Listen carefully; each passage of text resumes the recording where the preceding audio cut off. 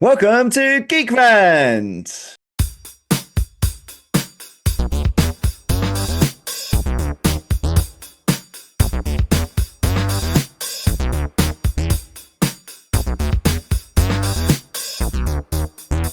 Hey everyone, welcome to Geek Rant. It's Greg again here on the channel with Toby, and today we're going to be talking about the 1987 classic Robocop.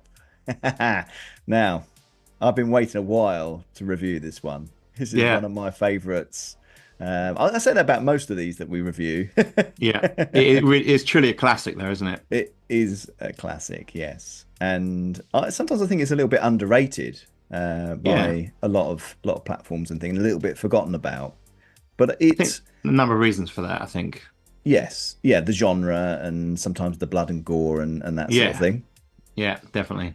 But to me, this is almost like a perfect film for its genre, for what it's trying to do, what it's trying to Yeah, achieve.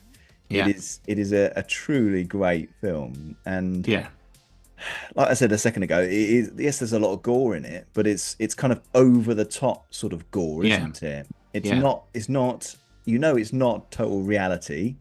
yeah, Yeah, you get that it's a science fiction film, that there's, it's in a slightly crazy world yeah, where the corporate companies have become so powerful.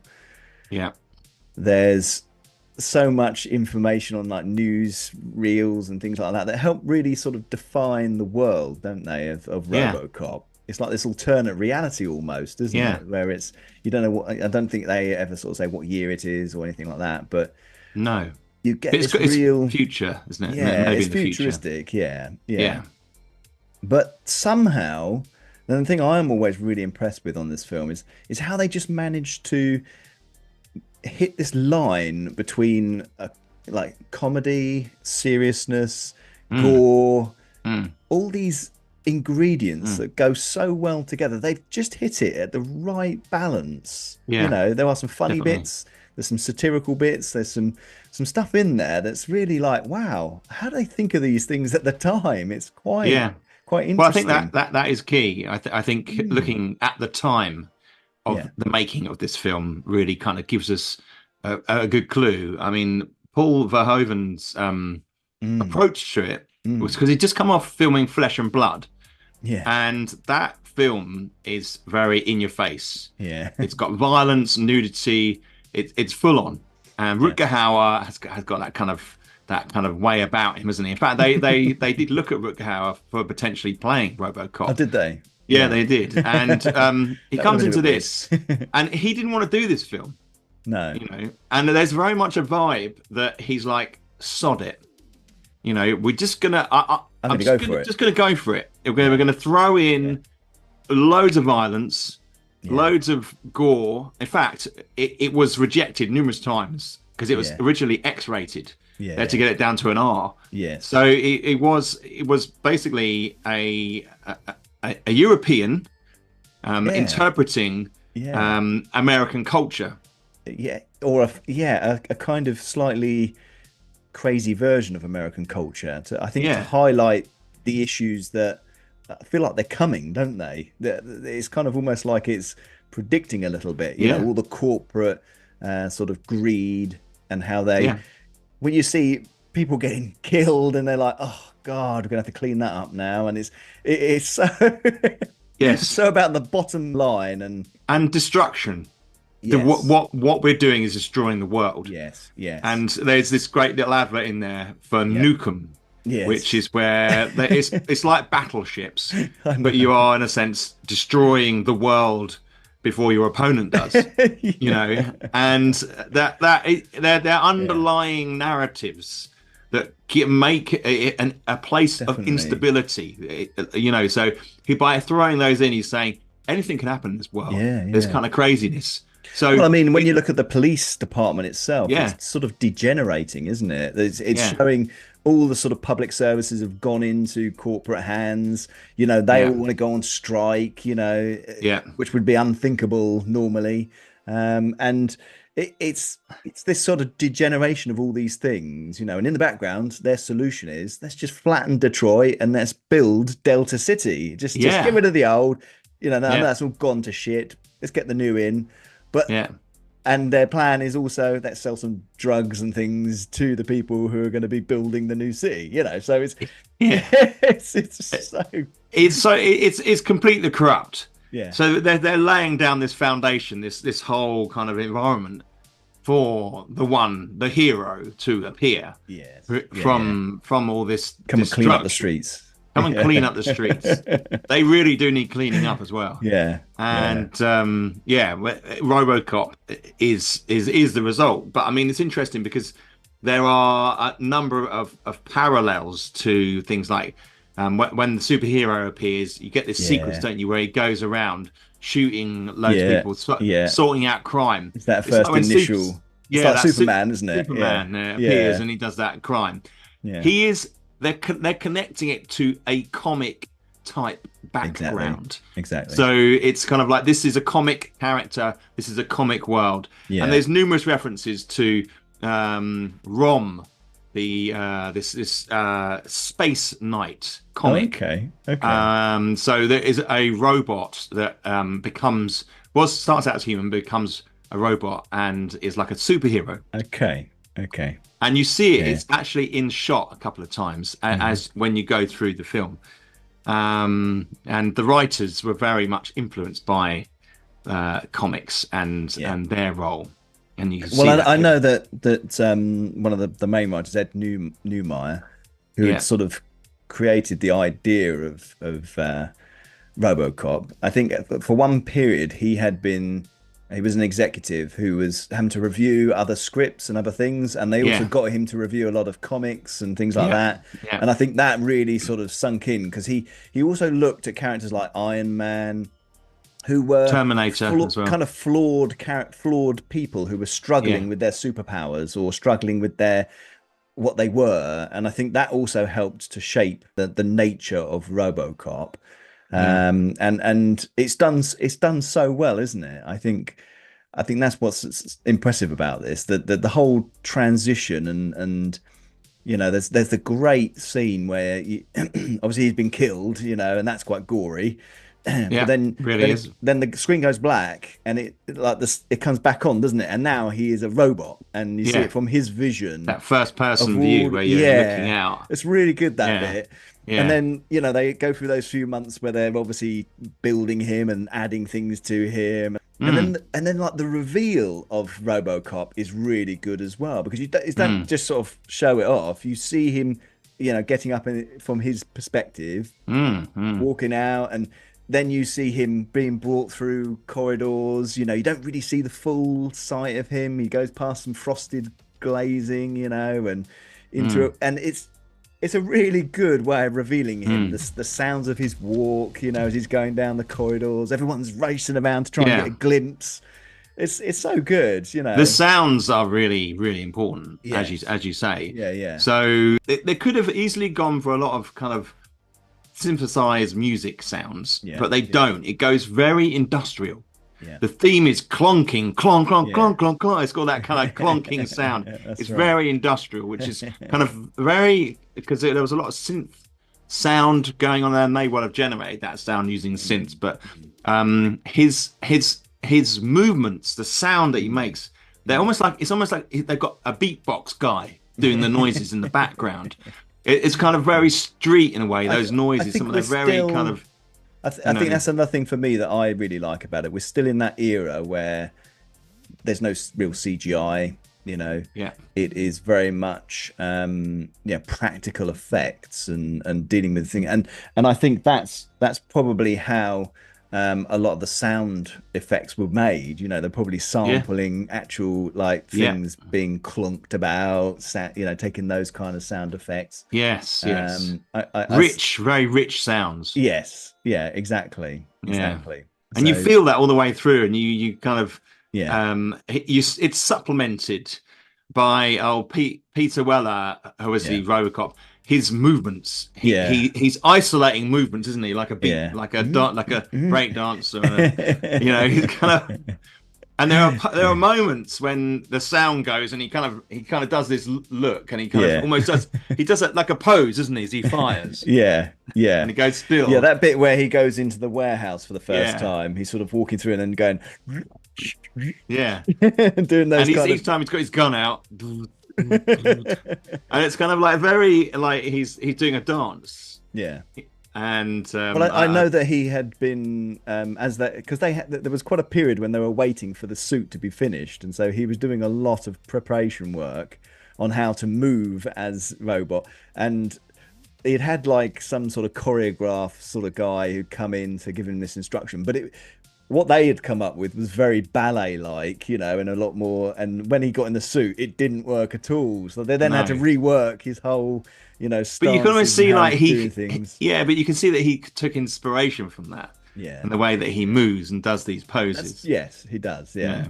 I mean, he's quite an interesting character as well, old Peter Weller. Yeah, because he never really kind of made it big time. I know Robocop was big, but yeah. He was always a bit of a cult actor. Yeah. Because he did a few films. He did Buckaroo Banzai, didn't he? Yes. And some very unusual films. And I think that he kind of, it was a weird pick because they wanted Arnold Schwarzenegger to play the part, but he couldn't fit in. His body was too big. He was too big, wasn't he? Yeah. To fit into any sort of armor like that. And yeah, we looked like the Michelin Man, wouldn't he? Yeah. And he was obviously much slimmer, as you said earlier. I mean, yeah. So it was he's kind of a perfect structure, isn't he? Really, because he's athletic, but he's slender, isn't he? You know, his face is he's got quite a good sort of mouth and sort of face, you know, for that sort of thing. You know, he looks. And his voice as well, to me, sounds slightly not human. You know? Oh yeah, they definitely synthesize it a little bit, don't they? When he's robot, but even when you see him beforehand, you know, dead or alive, you are coming with me. Yeah, you know, it's almost like a back of that mouth sort of nasal sound that he does with his voice, but very distinctive. I mean. He's very recognizable, isn't he, as an actor? Yes. You know, and I think he really loves to play into the whole Robocop theme as well. He likes to talk about it. Yeah. Which is great. I love it when actors are happy to talk about these iconic roles. He's been living off it for a while, I'm sure. Yeah, he has. Probably a lot of cons he's gone to and things that he's done, which have. Oh God, yeah, he's a legend. I mean, yeah. I mean, Kurtwood Smith in it, who plays Clarence. He's insane in this film. I mean, he's brilliant. He is like he's so far wrong with how he behaves. And the thing is, when I've seen him in some interviews, and he seems like a really nice, down to earth sort of guy. Yeah. And when he was talking about this film, the first scene he had to do was when Robocop he's just thrown him through all those blazing windows. He brings him in and puts him up against the desk, and he said to the director, he said, shall I spit some blood on the it's fantastic. And he's like, what? And he goes, from then on I knew exactly the level I need to go to with Robocop, with it, He has so much fun. He's chewing up the scenery as he does it, and it's just so funny. And he's one of the only good villains that wears glasses. I'm full respect for him. yeah. He looks like a real boffin. So for him to be cast in this role, it's kind of weird. It's a weird move, but he's so good in it. He's brilliant. The minute you see him, he's just wild. Well, I was going to say, I mean, there are some really good cast members in this. There are. That really help shape those characters. I mean, Ronny Cox. I've always really liked Ronny Cox. Because he's in Beverly Hills Cop, and we were talking about him before, and we always think, don't we, of but I always think of Total Recall. Total Recall. That's it. Yeah.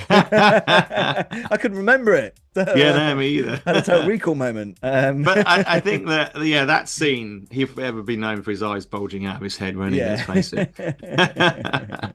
But he's really good in this. He's good. He's the perfect cast as that kind of head of an organization who's corrupt and happy to do whatever to earn money and keep his power.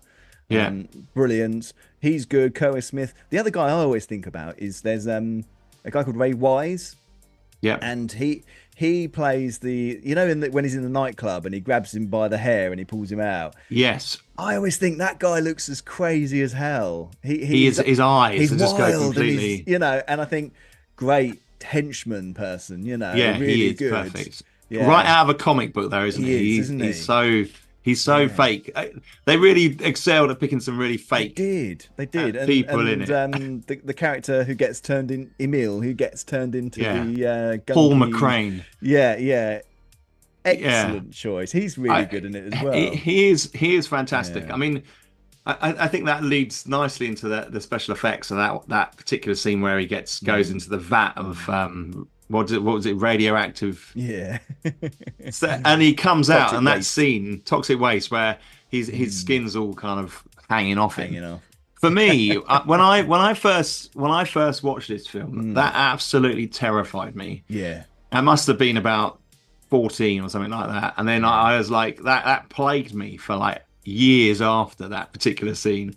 It was they don't hold so back, effective. do they? They don't hold no. back. And he like comes up to one of them and he's like, help me. You can see it's all like, it looks like it's hanging, all skin. Yeah, kind of like, I know. It's pretty grim. I mean, if you haven't seen Robocop, there were some pretty shocking scenes in this. Even though it's back in the 80s, the effects look really cool. Yeah, and they really do. I mean, you know from the start, when they're not just going to shoot a guy in a leg to injure him, they're going to shoot him multiple times in both legs to injure him. Poor old Kenny.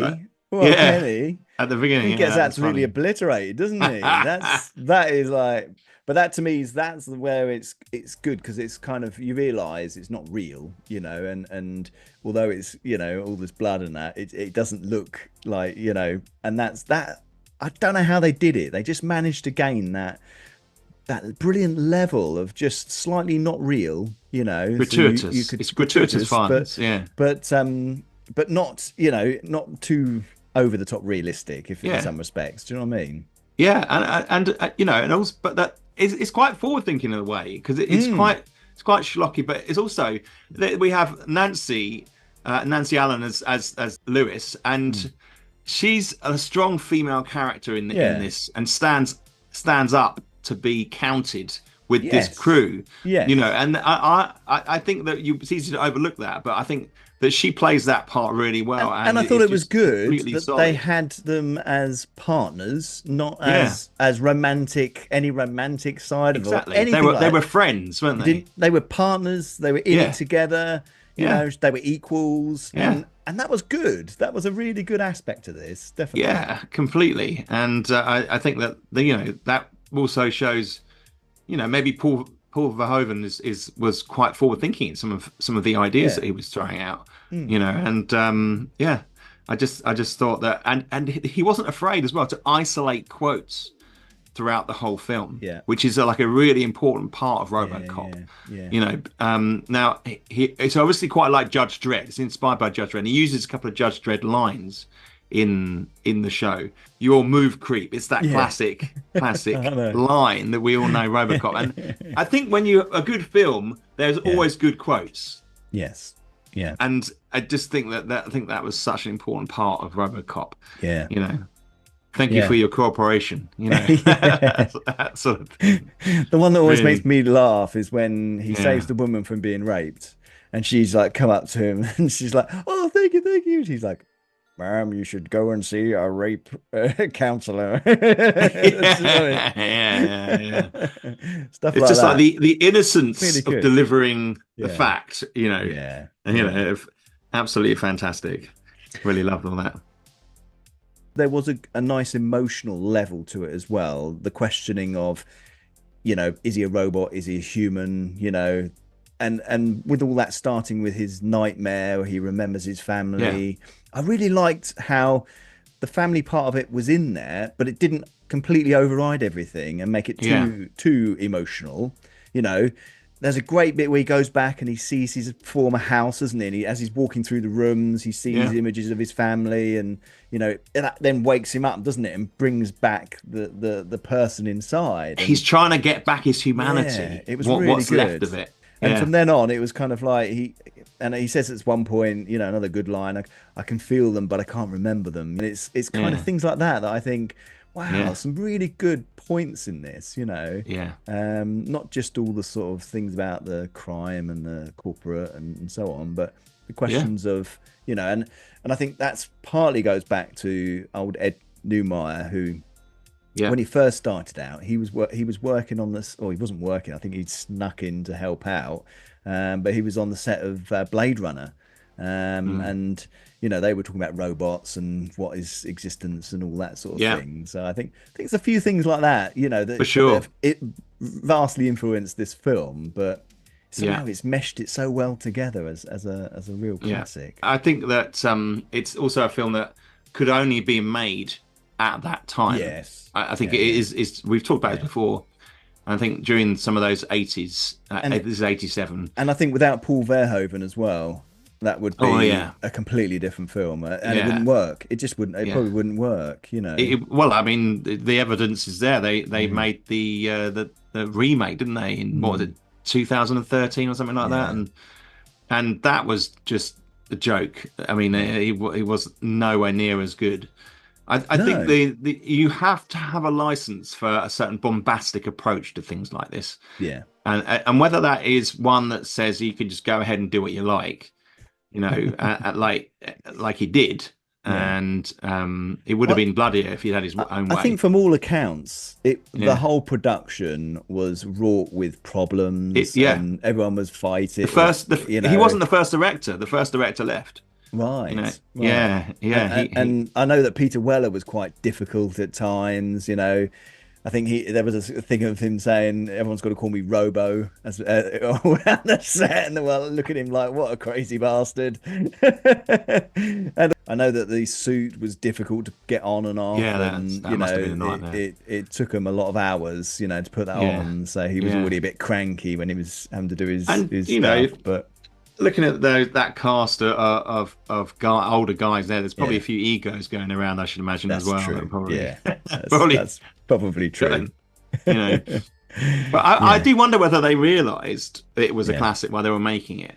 I wonder whether they had this kind of awareness. I think they thought it was going to be a hit when they'd seen like a rough run through. I think but no, while they were actually making it, I don't know. That must be so hard. It seems so crazy. I know, but when you're in something like that and you can see everybody blowing up with blood all the time, and it's so much more extreme. Well, I know the bit where they killed the Alex Murphy in the first instance. It was like they were all like, shit, have we gone way too far here?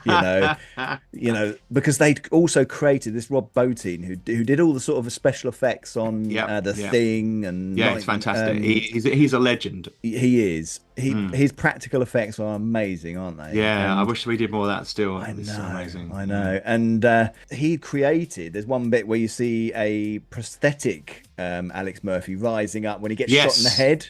And it's really lifelike. And they said when it happened and they shot it and there was like a big hole that came out the back of his head, they could see through it.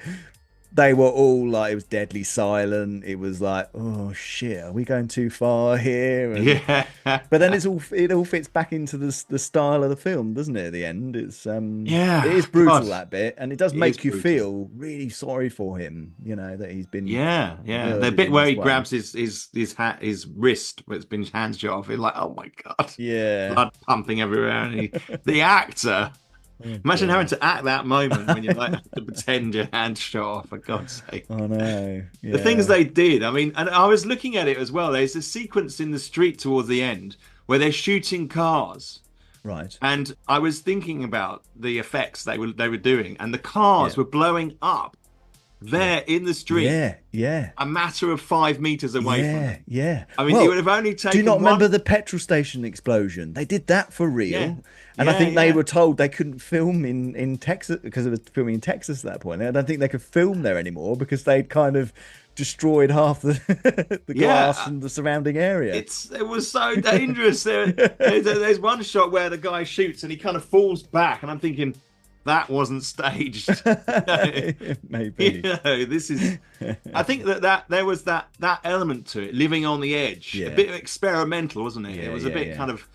There were elements of just being like, oh, this is mad. This is crazy. No, I think you're right. I think you're right. Yeah. Everyone was a bit afraid. Everyone was a bit at each other, maybe. Yeah. Doing some crazy shit, and they've managed to keep the best of it on film. Yeah. I mean, I can't imagine the outtakes. Jesus Christ, they must have some amazing stuff. Yeah. I mean, God. Oh dear. I know. And one of the things is as well that Robocop looks so beautiful in a way, doesn't he? With all his all the time, he looks pristine. Apart from when he's being that scene where he's shot by all the other police officers. Yeah. I mean, that is bonkers. That bit where it's just like 5 minutes of people in cloudy spaces shooting guns at Robocop on the floor. Yeah, oh my God. And his face never gets hit. That's the old classic comment, isn't it? You know. That's true. It doesn't, does it? It doesn't never get hit. No, but again, when he takes the old helmet off and you see the face underneath and the way they've done the head and stuff. Yeah. It's so impressive, isn't it? It's so impressive. Considering it's nearly 40 years old, you know, I'm in awe of it, really. You know, the story's good, you know. And what about probably your favorite thing in it, the gun? Oh, the gun is awesome, isn't it? You know, to me, it's got like one of the best sound effects, isn't it, for a gun? And out the sides, yes, I know the little flamey sort of. Really good. But again, that was a really nice moment where they're creating the lore, aren't they, of Robocop? You know, they're creating his, and you see the row of policemen as they're all shooting. And at the end, there's just this. And you see the paper things falling apart, and then suddenly you see him, and he's got and it's like, it's just so cool. And there's a little the whole reference principle to of him putting it in his his leg opens up, and out comes a little thing to put his gun in. It's a clever little bit that it kind of hearts the fact that he is a robot and there's no flesh beneath that. Do you know what I mean? It's kind of it serves two purposes. I'm a robot, and this is a really clever place to put my gun. Yes, you know, where else would you put it? Just a great little detail, you know. Yeah, it is. Again, that goes like into. They've had to set up that specially as a separate thing, you know, to make that work. Because obviously he doesn't have a hole in his leg to put a gun in, does he? No. So every time you see that outtake, it's another model put into that position with the gun going in. It's good, isn't it? Yeah, it is. It's like the magic of cinema, you know. It's like I mean, this to me was a really great film. And I always feel a bit disappointed they made some other films following it. They weren't as good. No. They were even more comic-y. You know, they didn't quite. Second one was a bit. You know, we may have to have a look at those anyway. Maybe break them down and discuss why we think they weren't as good. Yeah. You know? And you know, they did a remake. They've had TV series. I think the thing is, they've watered it down so it can be like a 12 or a you know 13 or whatever they call it. Never meant to be, is it? I mean, let's face it. No. But there were some good computer games as well. Yes, that's true. Yeah, there was a great Commodore 64 computer game which I played a lot and loved. So you know, it went across the media, and I thought that was fantastic. I mean, well, it's definitely a classic, and it's got great storyline, great characters, great effects, great action, great music, great sound. Yeah, there's so much going for it. If you haven't seen Robocop, you need to see it. This is a must. It's fantastic, but be prepared. It is pretty gory. Yeah, it's gory. But you know, that's why it's it handles it well. 18, you know. Yeah, it's an 18. Yeah, so get out there, see it if you haven't seen it. Send us some comments. Obviously, if you like what we're saying, don't forget to subscribe and like the videos. And you know, we've got some more coming soon.